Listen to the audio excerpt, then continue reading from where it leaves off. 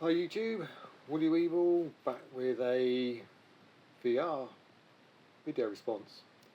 Now this is a question posed, I think originally by Tony Fighter 2, but I sort of heard about it from watching a video by Retro Hulk, and Retro Ed did one as well.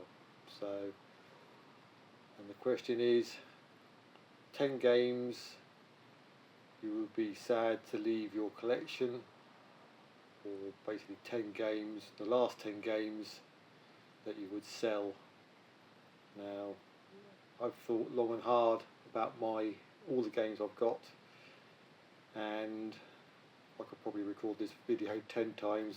It'd be about 100 games I wouldn't want to get rid of, but these are the ones I'm going to show are 10 games, I think, with a bit of history behind them, and again, the games I'd be loath to get rid of for various reasons, which we'll get into. And the first game is George Foreman Knockout. Now, this game is pretty much worthless really, but this was the very first game I ever bought at a car boot sale after fairly recently getting access to an original Game Boy and playing Super Mario Land. And I just happened to see this on a table and picked it up for £1 or £2. I got back home, plugged it in, and realised that I actually had to sort of beat a level to progress and actually use a password. I hadn't seen that before, so this game didn't get a lot of use because obviously I didn't have any passwords. I'm not one for using cheats and such like, but only a couple of years ago, again at a car boot, I actually picked up a boxed copy.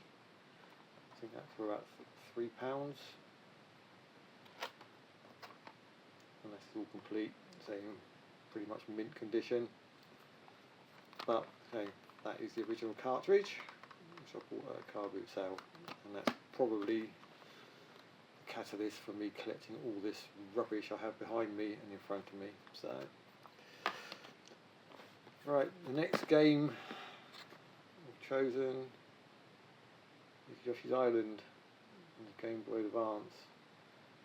Now, again, I could pick this game up from most CEX shops.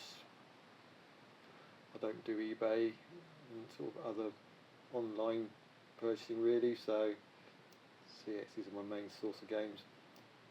But this is the only game pretty much on the Advance that I've beaten. Now, I won't say I've done this 100%, but I did finish every level on it. Took me 2 or 3 attempts over a number of months, going back to it, being careful not to throw the Game Boy across the room, getting a bit frustrated, but I finally did beat this game. And obviously the save is on this cartridge. I'm never going to play this game through to completion again, so if I ever want to go back in, do particular levels, try them, I'm going to have to do it on this cartridge. So that's the reason I will be keeping this one, the only DS Game Boy Advance game that I have completed properly, I would say. Itchy nose. Right, another Game Boy Advance game, and that is actually Pokemon Sapphire. Now, I don't generally play Pokemon games, but both my boys, when they were younger, were mad onto the Pokemon, and I managed to pick this up. I think it was from Game Station, I believe, at the time, and again, cartridge only. But I did play this. I did beat all the gyms as far as I can remember, got through, and obviously didn't get all the Pokemon within it, but got a fair way through, got my starter Pokemon to a level 100, so I've got good memories of playing this one. So it's got a bit of value now, but cart only. I should probably hang on to this one. It has good memories. Similar vein to big saves on games, Animal Crossing. Now I've put countless hours into this game over the years. Still go back to it every now and then. I've pretty much 100%ed it, I think, within reason. Still a few items to collect, like the rainbow feather and such like, but all my characters, all 4 characters, have gold crowns. I've caught all the fish, got all the fossils,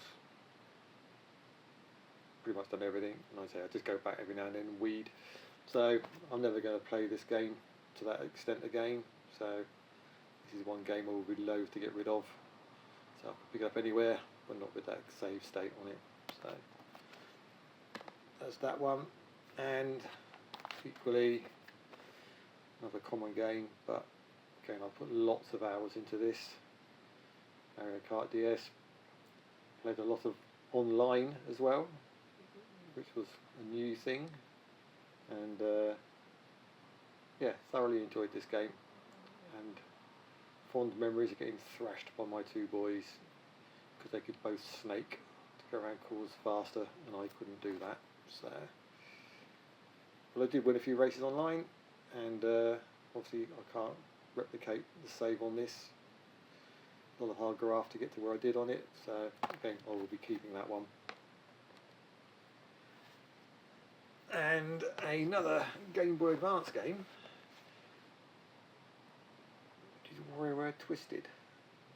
Now, I'd only ever seen this in magazines at the time, and a neighbour of mine was going to America, and I just happened to say, if you see this game on your travels and it's a reasonable price, could you pick it up for me?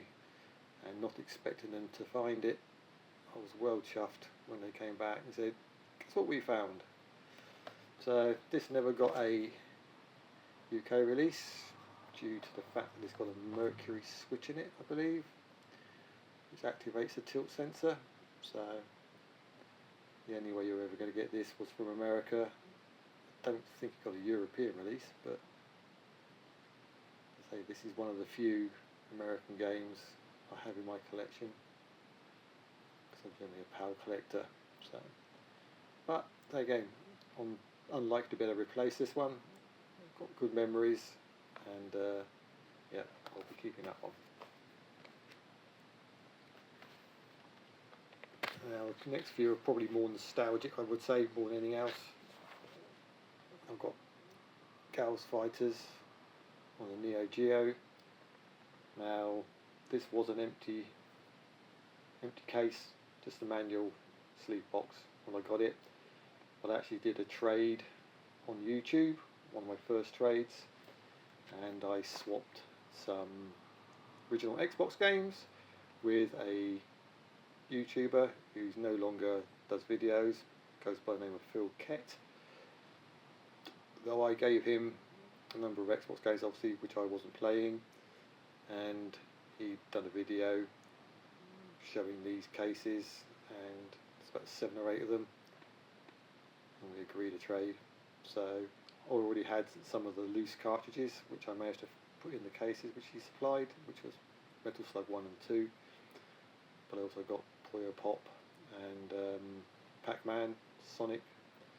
I'll leave a link to that pickup video if I remember in the description.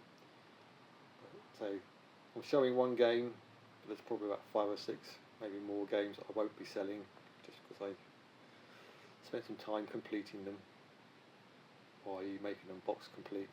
So again, that would be very expensive now to replace, because I consider this one to be mint, and it's well into £200 plus in CEX.